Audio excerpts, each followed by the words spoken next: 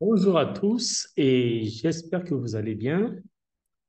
Nous poursuivons notre étude des suites numériques et aujourd'hui, nous allons encore parler des propriétés. Nous allons parler des propriétés qui sont liées à la convergence d'une suite, mais les propriétés d'aujourd'hui sont liées à l'encadrement.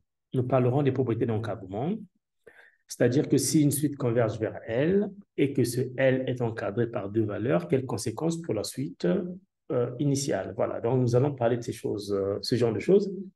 Nous allons faire deux preuves et donner un petit exemple avant de passer aux suites monotones dans une prochaine vidéo probablement. Mais avant de commencer, je vais peut-être vous présenter le livre que j'utilise à 80% pratiquement. Le cours sur les suites numériques est tiré d'un livre que j'utilise très souvent et c'est le livre au programme même dans mes cours de première année et donc je le recommande en tout cas à tous ceux qui sont intéressés. C'est un livre écrit. Alors, je vais peut-être le partager. Je pense que je peux partager. Il est là, voilà. Here we are. Je pense que nous y sommes. Je vais aller au début. Oh, oh.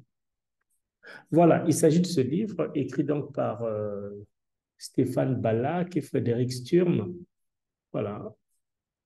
Le titre, c'est Algèbre et analyse, cours de mathématiques de première année avec exercice corrigé, deuxième étude. Voilà. C'est vraiment un livre intéressant. Donc, pour ceux qui sont à la recherche des livres, peut-être que ceci peut vous être utile. Voilà. Donc, à 80%, le cours que j'utilise est tiré à 80% de ce livre. Bon, alors, donc, nous allons débuter. Nous allons commencer par une propriété, une proposition plutôt.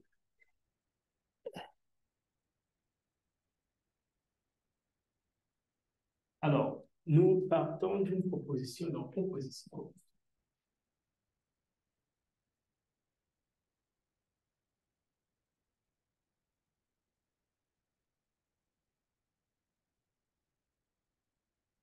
Oh, oh, je n'ai pas de bonne.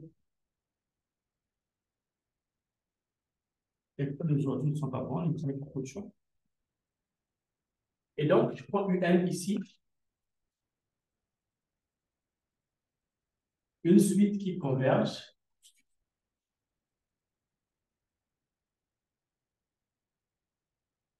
une suite réelle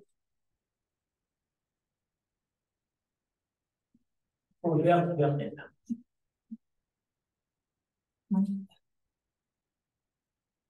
Qui converge vers N. Et AB,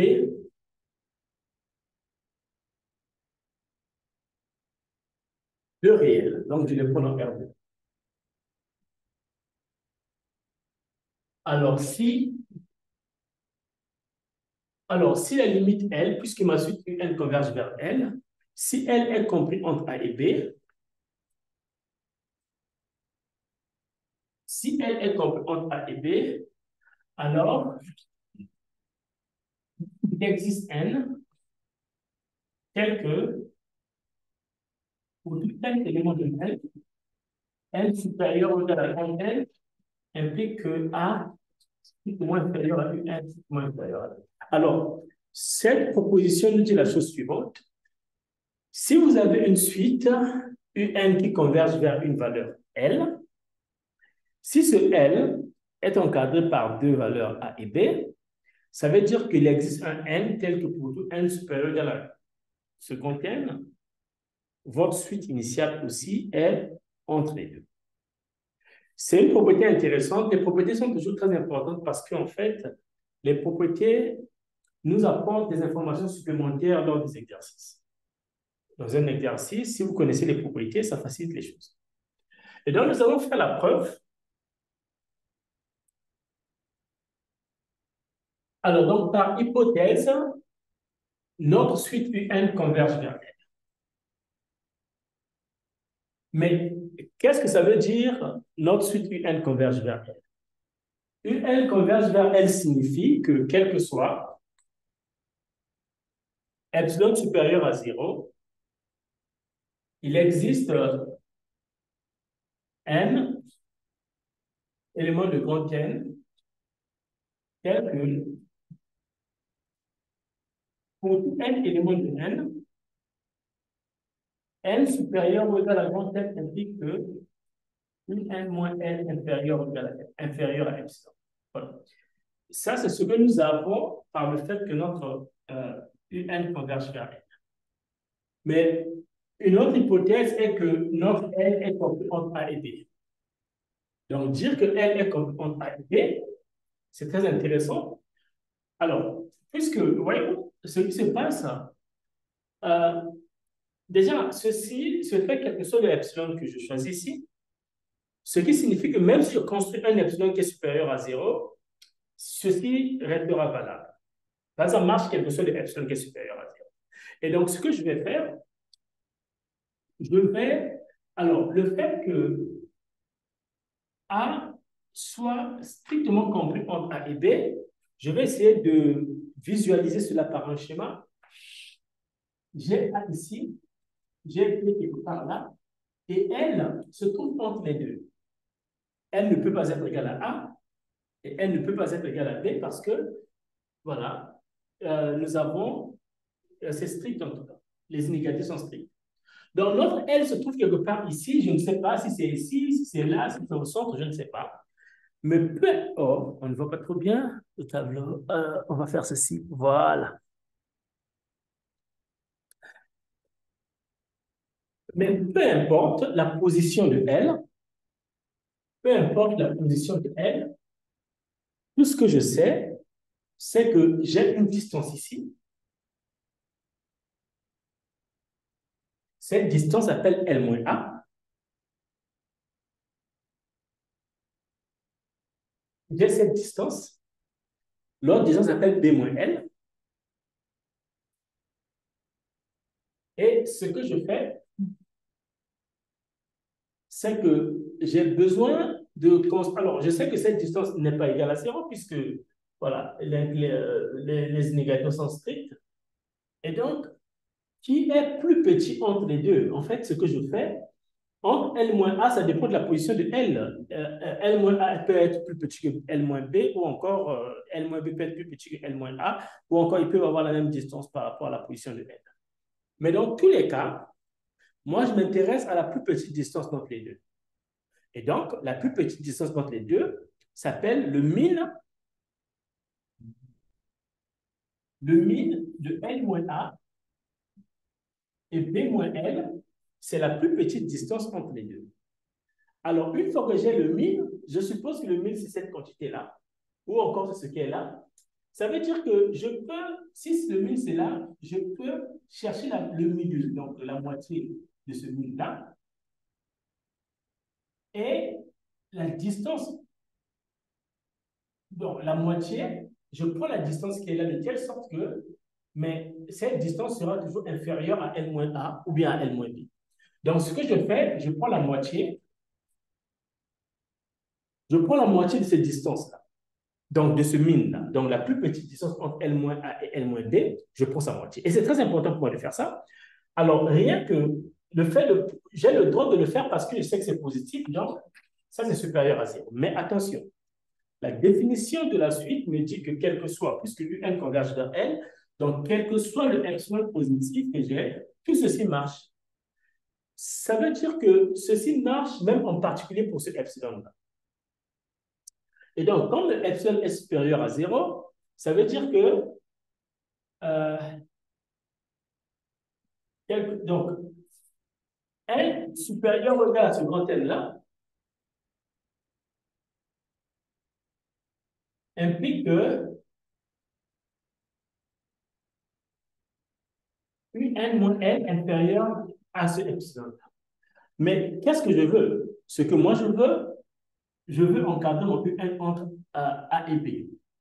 Mais pourquoi? En fait, ce qui me pousse à construire ce epsilon, c'est le fait que, une fois que j'ai ce epsilon, je sais une chose, L-A est supérieur à epsilon. Parce qu'en fait, le epsilon, L-A, en fait, le min, ici, c'est soit L-A, soit B-L. Ça sera le plus petit. Mais non, le epsilon, c'est quoi? Si le min, c'est, en fait, le truc, c'est quoi? Si c'est la plus petite distance est ici, notre epsilon sera donc la moitié qui est là. Ça veut dire que cette distance-là sera strictement supérieure à epsilon. Donc, j'ai ici L-A est strictement supérieur à epsilon, parce que epsilon, c'est voilà, c'est le 1 demi que je prends. Mais aussi, B moins L aussi est strictement supérieur à epsilon.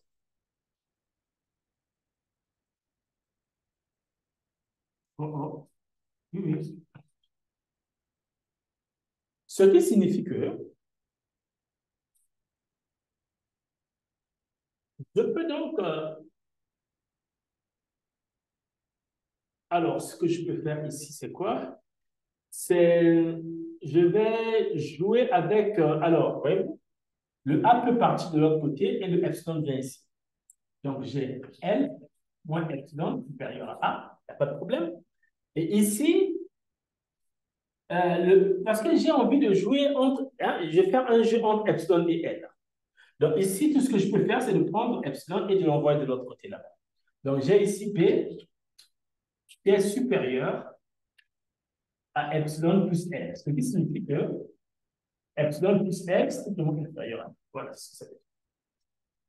Mais qu'est-ce qui me pousse à faire tout ça?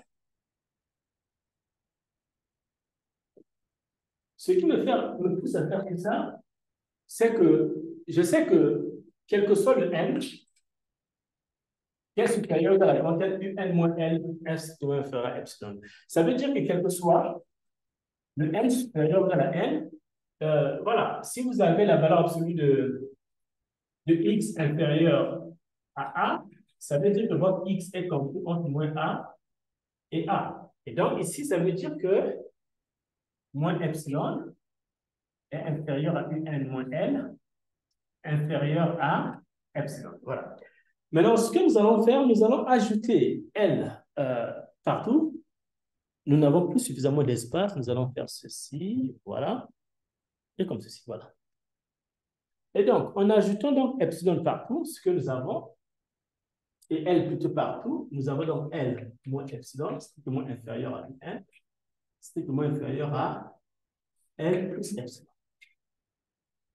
Mais nous savons que L moins epsilon est supérieur à A. Donc, A est inférieur à L moins epsilon. En fait, A est ici. A inférieur. Et nous savons aussi que L plus epsilon est strictement inférieur à B. Donc, est inférieur à B. Et donc, ce qui nous pousse à dire que notre N est compris entre A et B.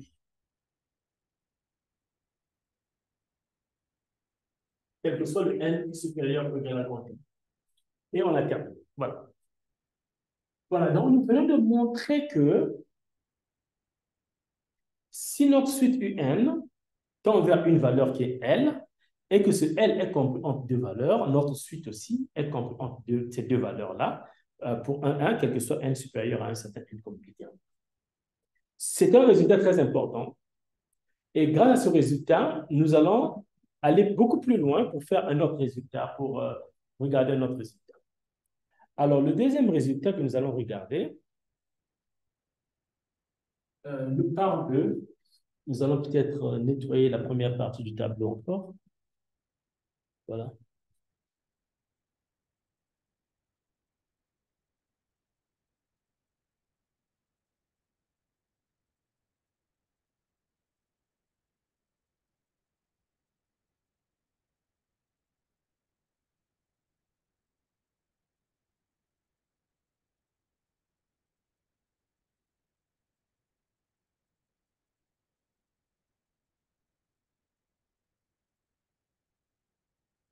Voilà. Alors, nous allons prendre... Voilà. Ce que nous allons faire est un théorème qu'on appelle théorème d'encadrement. Alors, c'est un peu comme le théorème des gendarmes que l'on fait souvent au lycée, je ne sais pas, mais ça ressemble à ça.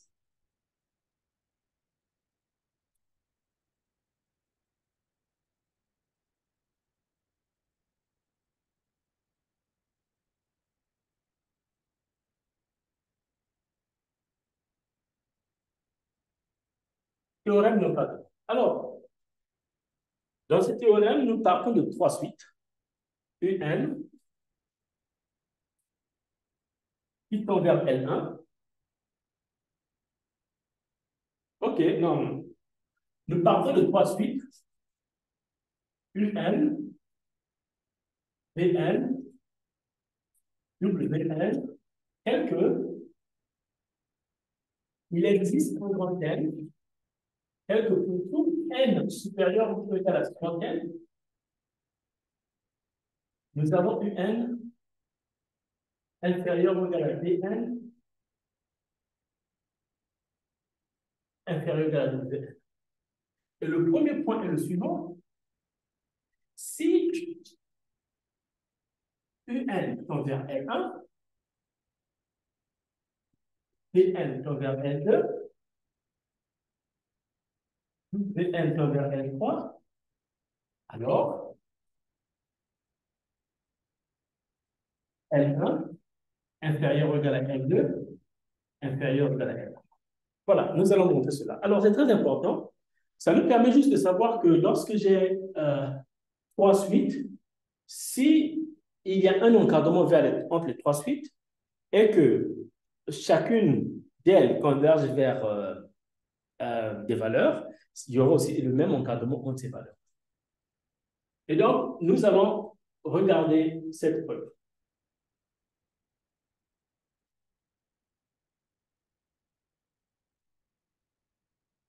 Alors, par hypothèse, nous avons ceci. Et donc, pour montrer que L1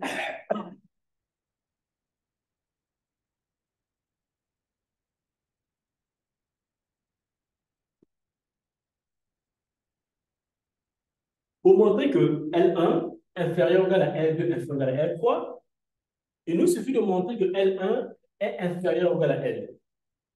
Ensuite, nous allons montrer que L2 est inférieur ou égal à L3. Montrons que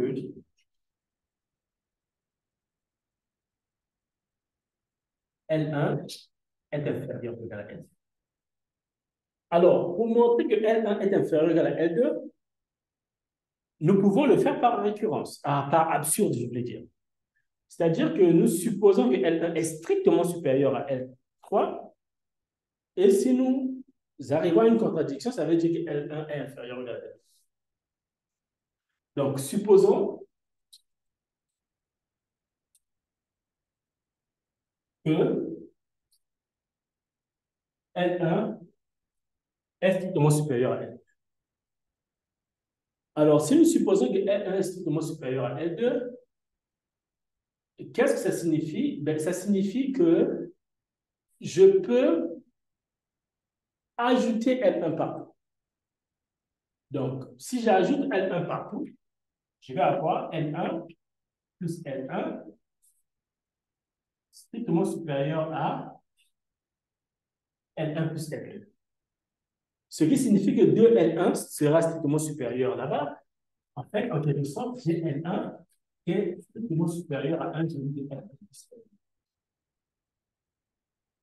Mais en même temps, je peux aussi ajouter L2 partout. Si j'ajoute L2 partout, je vais avoir L1 plus L2 strictement supérieur à 2L2. Et donc, je peux tirer L2, ce qui signifie que 1 demi de L1 plus L2 est inférieur à L. Et donc, je viens déjà d'avoir quelque chose d'intéressant. Je viens déjà de me rendre compte que L1 et L2, en fait, 1 demi de L1 plus L2 est compris entre L1 et L2. Ça, c'est déjà intéressant. Alors, qu'est-ce que je peux faire? Par hypothèse, je sais que UN converge vers L1. Donc, UN converge vers L1 signifie que, donc, j'aurais pu soit epsilon tout supérieur. Il existe N1 qui est pour un élément de N, N supérieur ou égal à N1 implique que UN moins L1 inférieur ou égal à epsilon. Mais Vn converge vers L2 signifie que il existe N2 pour n éléments de compte n supérieur ou égal à N2 implique que Un moins L2 strictement inférieur à epsilon. Nous partons de l'autre côté.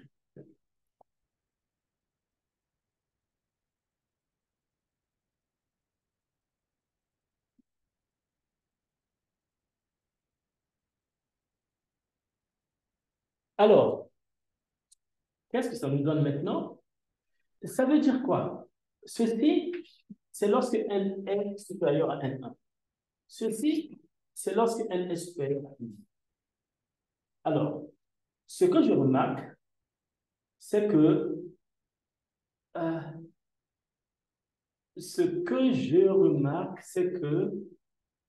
alors, qu'est-ce que je veux? Je veux, OK, quelque chose entre les deux, oui. Alors, donc, je vais prendre...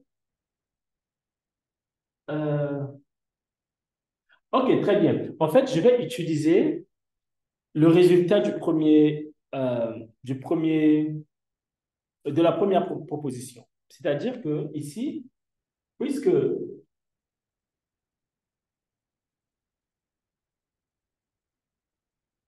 comme L1 est strictement supérieur à L2, ça veut dire quoi? On nous a dit dans la première proposition que si notre suite UN converge vers une valeur et que cette valeur est comprise entre A et B, ça veut dire qu'il existe un tel que la suite qui converge vers elle aussi est comprise entre ces deux-là. Ce qui signifie, ça c'est un cas particulier de cela, ce qui signifie que puisque notre UN converge vers L1, ça veut tout simplement dire que L1 est strictement supérieur à cette quantité-là, que je peux appeler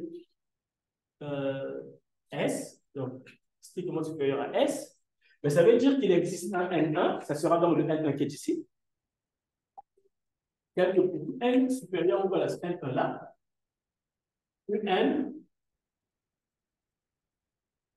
UN soit supérieur à S. OK. Alors, même chose. Comme L2 est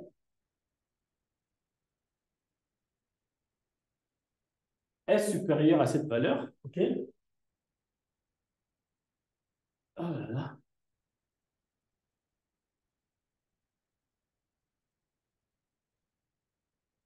Ah, j'ai fait des bêtises, en fait. OK? Ici, ça signifie quoi? L2, donc cette quantité est supérieure à L2, donc c'est L2 qui est inférieur. En fait, ça, c'est comme ceci. Voilà, donc ça veut dire que L2 est inférieur à ça. Comme L2 est inférieur à S, alors, et que Vn converge vers L2, Vn converge vers L2, qui est inférieur à S, alors il existe N2, c'est le N2 qui est ici, tel que pour tout N supérieur ou égal à N2, Vn inférieur à S.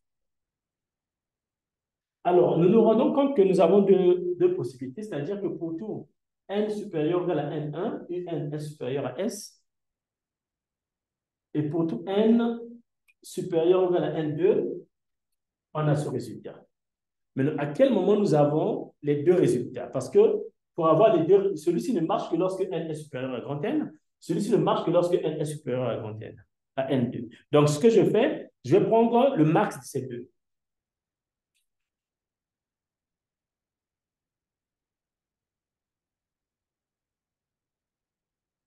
Alors, pourquoi je prends le max? Parce que pour tout n supérieur au max, le n sera supérieur à N1 et à N2, et les deux résultats seront possibles.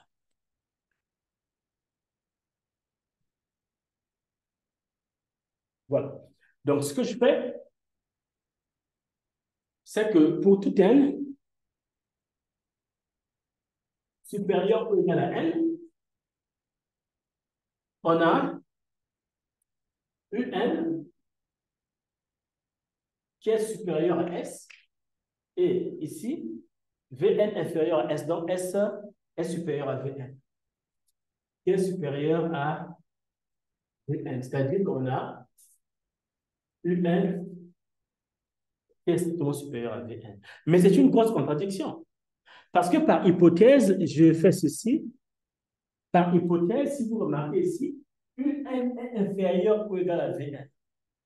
Mais lorsque je suppose que L1 strictement supérieur à L2, je me rends compte que UN devient strictement supérieur à Vn, ce qui contredit l'hypothèse. Donc, on a une contradiction.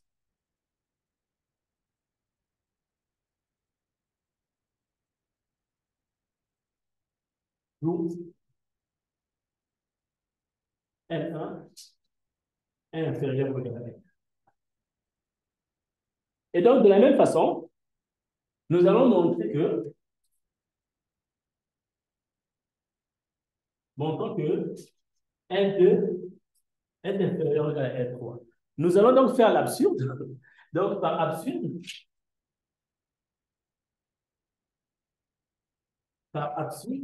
supposons que L2 est strictement supérieur à L3, on applique la même technique et on va encore aboutir à une contradiction, d'où le résultat. Donc, voilà. Donc, c'est quelque chose qui se fait vraiment par absurde. Je ne peux pas faire tout ça, c'est juste par absurde. OK, voilà. Donc, c'était un petit résultat, mais qui est très important, qui nous permet de vraiment conclure lorsque... Alors, je pense qu'il y a un petit 2, puisque ça, c'est un petit 1. Voilà. Le petit 2 est très important.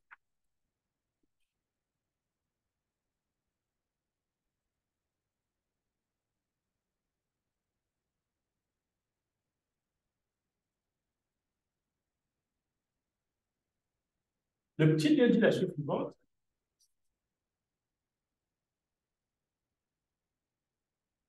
Si UN converge vers L et WN converge vers L, alors Vn converge vers L. Et donc, ce que nous faisons, c'est que nous supposons que UN converge vers L, nous supposons que WN converge vers L, et nous devons montrer que Vn converge vers L. Et ça, c'est beaucoup plus facile que le premier qu'on a fait.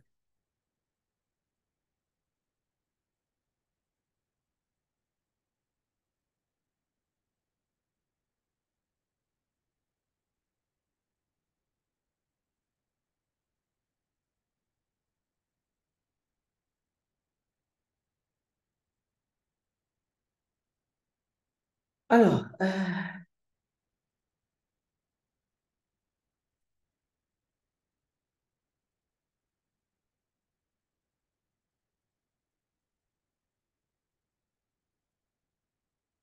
OK. Alors, donc, par hypothèse, ici, nous avons UN qui converge vers L.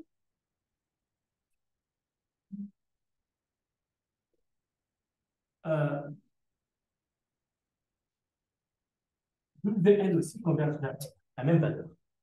Donc, dire que UN converge vers L signifie que bah,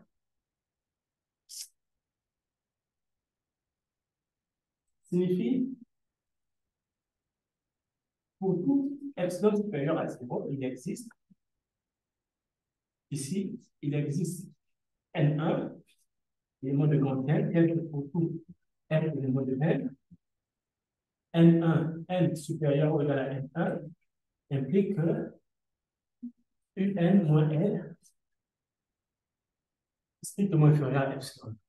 Alors, WN converge vers l'autre, il existe un élément de N, tel que pour tout N élément de grande N, N supérieur ou égal à N2 implique que WN moins L strictement inférieur à epsilon.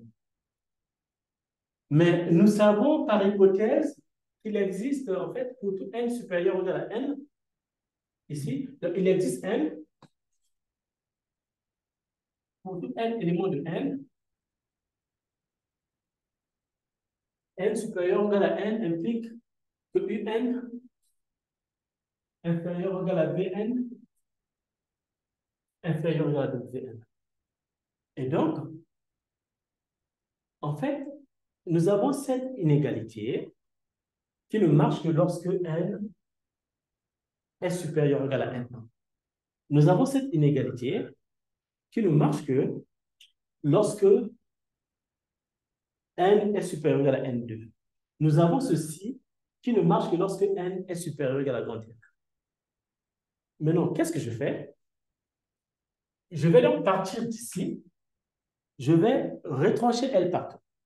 Donc maintenant, pour cela, je veux que toutes les inégalités marchent. Et pour cela, je vais donc choisir un N, fois N3, qui fera le max de tout le monde. Comme ça, tout le monde marche.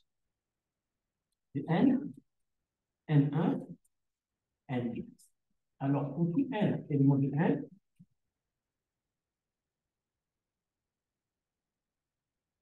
on a. Alors, si N est supérieur ou égal à N3, ça veut dire que N est plus grand que tout le monde. Donc, tout le monde marche. Ça veut dire qu'en partant d'ici, je peux retrancher L partout. C'est ça. Et donc, j'aurai UN moins L inférieur ou égal à Vn moins L inférieur ou égal à V moins N. Mais maintenant, qu'est-ce qui se passe? Puisque le N est plus grand que N3, il est plus grand que tout le monde, ça veut dire que ceci marche aussi. Or, ceci signifie quoi? Ceci signifie que UN moins L est compris entre moins epsilon et epsilon. Ça veut dire que moins epsilon est inférieur à UN moins L. Et donc, cela signifie ici, j'ai moins epsilon ici.